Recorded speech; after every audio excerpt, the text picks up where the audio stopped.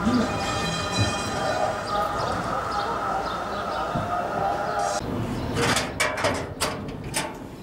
gelsin abla. Abla biz Adana Umut Kervan Dernek'ten geliyoruz. Çocukların bayram harçlığı dağıtıyorsun. Bir çocuğunuz biri gelsin. Biliyorsunuz virüsten dolayı çocuklar hem mağdur, ikincisi yasak var. Çocuklar dışarı çıkamıyor. Koronavirüsten dolayı dışarı çıkamıyorlar. Bir nevi hapis gibidiler.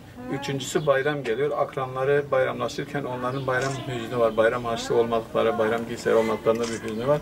İşte o yüzden biz Umut Kervanı olarak bugün çocuklarımıza bir bayram harçlığı, bir karınca kaderince bir bayram harçlığı olarak dağıtacağız. Şu anda kızımıza bayram harçlığını takdim edeceğim.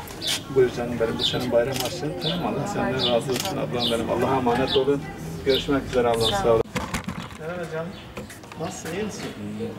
Sağ olun. Biz Adana Umut Kervan'dan geliyoruz. Hani bu bayramda koronavirüsten dolayı hem hapissiniz siz, yani sizin sokağa çıkma yasağınız var. Ondan dolayı aslında normalde biz size elbise almak için sizi mağazaya götürüyorduk ama bu koronavirüsten dolayı biz sizi götüremiyoruz. Bu yasaktır. Biz de geldik, size bir bayram harçlığı vereceğiz. Tamam mı canım? Kendinize şey edersiniz.